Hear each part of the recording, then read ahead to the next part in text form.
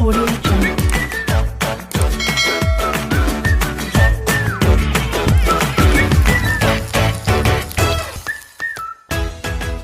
Share ko sa inyo ang aking sikreto sa paggawa ng super crispy pork belly.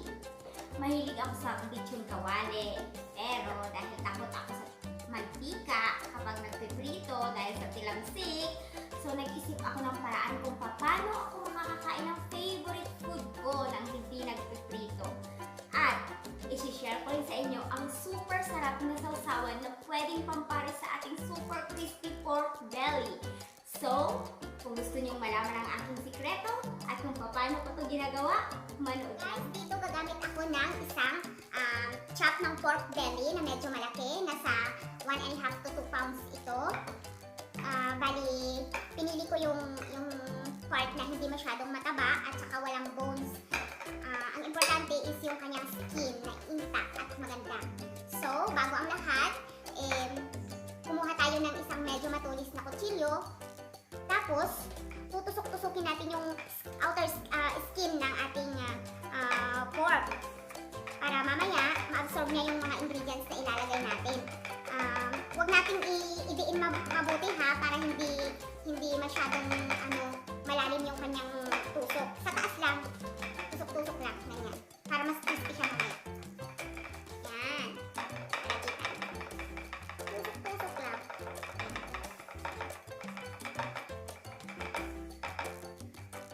Tapos, nag-prepare na ako ng isang medyo malaking cooking pot at nilagyan ko na rin ito ng tubig para dito natin pakuluan yung ating meat.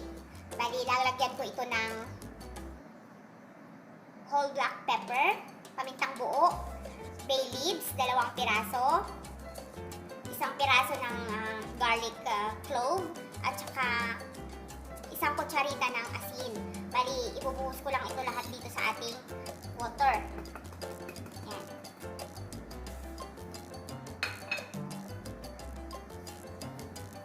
At pagkatapos, ilalagay ko na rin yung ating meat. Yan. Kuhaan natin ito at hinihintay na maging ready, ay isi-share ko na rin sa inyo yung sikreto natin sa masarap na sawsawan pampares sa ating crispy pork belly. No fry, crispy pork belly. Para sa ating sawsawan, gagamit ako dito ng kalahati ng isang malaking sibuyas. Kahit anong kulay ng sibuyas, pwede yung pula. Ako gagamit ako ng white kasi ito yung available dito sa bahay. Tapos, a clove of garlic. Kalahati nitong red chili kasi medyo malaki siya. Pero kung gusto nyong gamitin lahat, you can do it. Isang green pepper. Sugar, half a teaspoon of salt, and half a teaspoon of our black pepper powder. Tapos, gagamit ako syempre ng suka, vinegar, white vinegar, but kahit anong klaseng vinegar pwede nyong gamitin. And a few drops of soy sauce kasi gusto kong magkakulay yung ating sawsawan. Hindi siya boring tignan. So, ang una natin gagawin is hiwain natin ang ating onion.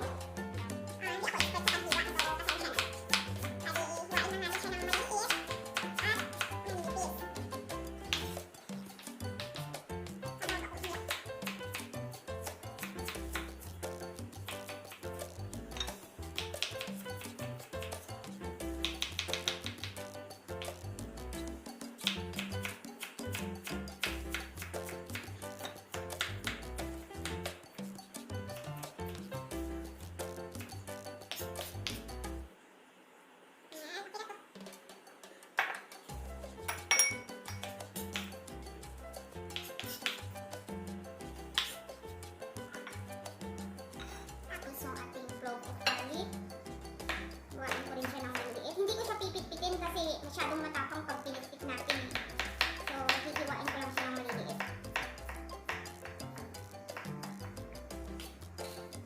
Alam nyo guys, ang sekreto sa paghiwa ng sibuyas para hindi ka maiyak, huwag kang huminga dun sa harap ng sibuyas na hinihiwa mo. Medyo, kung gusto mong huminga, dun sa gilid.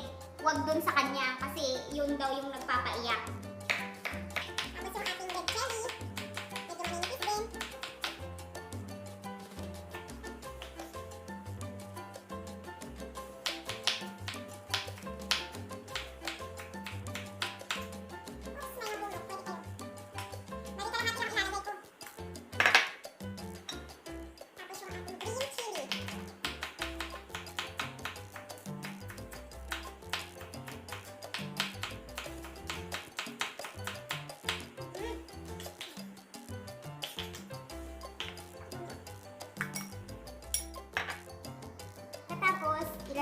natin yung ating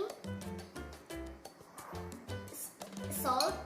Kung napapansin nyo, bakit kulay pink yung salt namin is it's an Himalayan salt.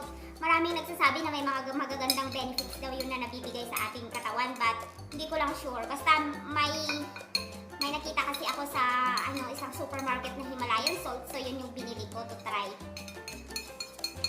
So, lagay na natin lahat. Mix, sugar, salt, at saka yung black pepper yung nilagay ko. Tapos, lalagyan na rin natin ng suka.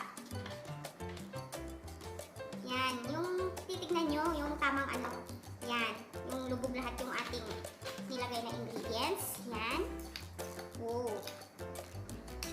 Tapos, a few drops of soy sauce para may kulay siya.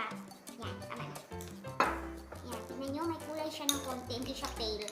Yan, pero kung gusto nyo mas marami pang soy sauce, pwede nyo dagdagan. Ako tama na yun. Yan, kita nyo?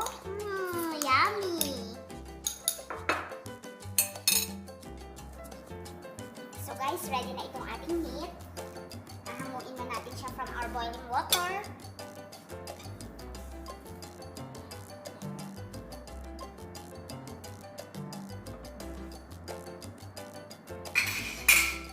Bali, hinango ko na siya from our boiling water. So, papalamigin lang natin ito ng konti para mas handy siya mamaya pag prepare natin para sa oven. So, balikan natin ito after 10 minutes ng pagpapalamig. Ito na yung ating pinalamig na meat. Ready na siya for oven. Pero bago natin siya ilagay sa oven, is lalagyan ko muna siya ng some spices para mas mapasarap yung ating meat. So, irarap ko siya ng garlic powder. Pero guys, kahit wala itong spices, additional spices, okay lang. Bali, gusto ko lang siyang lagyan para mas malasa. Pero kung wala kayong spices, okay lang talaga siya. And itong peri-peri powder.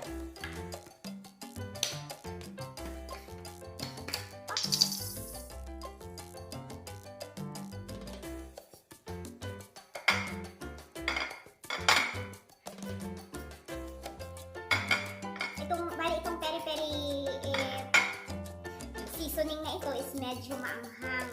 Tsaka, kaya hindi na ako maglalagay ng black pepper dito. Tama na to. Tsaka para magkakulay na rin itong ating meat. Ayan, okay na to. Meat dito sa isang baking na pan. Bali, gagamit tayo dito ng foil. Gagawan natin siya ng parang sarili ng baking, yung parang bahay niya.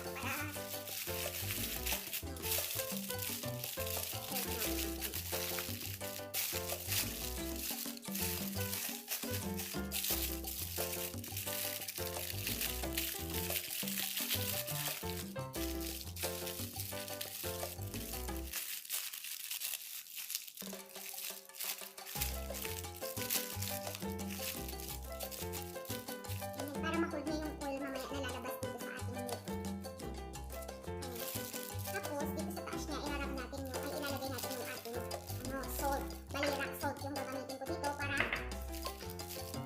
takpan itong taas skin part ng ating meat para hindi siya ma-burn pag nilagay natin sa ating oven. So, lalagyan ko itong taas ito. Don't worry guys, hindi ko makaka-apekto sa alat ng ating recipe kasi tatanggalin natin ito mamaya. Maganda pag medyo malapad yung meat ninyo para hindi siya natutungga.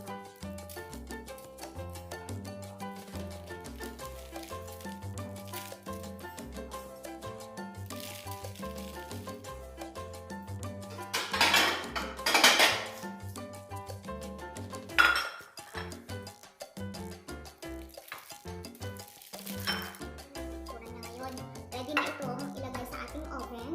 Bali, ininit ko na yung oven natin into 220 degree.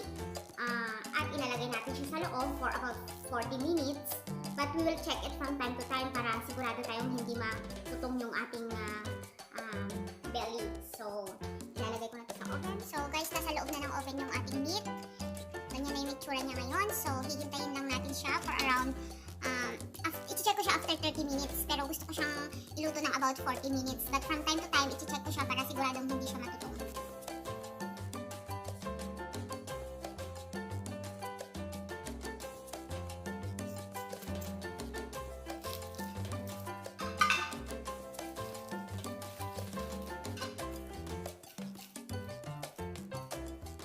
mag-alala sa asin guys kasi natatanggal yan siya. Hindi siya aalat. Kaya nga kaya yung rock salt yung ginamit natin para pwede siyang tanggalin.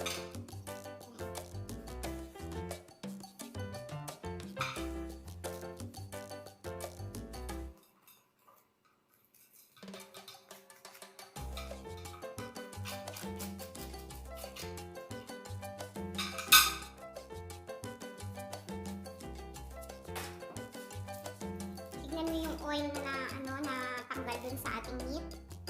Imbis na sa fried lechon kawali, madadagdagan yung oil ng meat natin. Samantalang dito, mababawasan. Tignan nyo naman yung oil. Mga kalahating baso. So, wala na yung asin. Tinanggal ko na siya. So, ibabalik na natin siya ngayon sa oven. I-broil natin siya for around 10 to 12 minutes. Bali, babantayan ninyo guys. Ayaw natin amitin masyado yung kanyang skin. Gusto lang natin siyang maging crispy.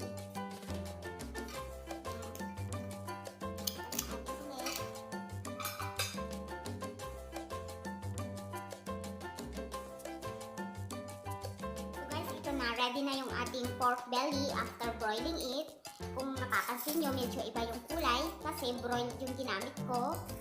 So, crispy na yung kanyang balat. Naririnig nyo yan? Yan. So, hihiwain natin at check kung gaano nga ba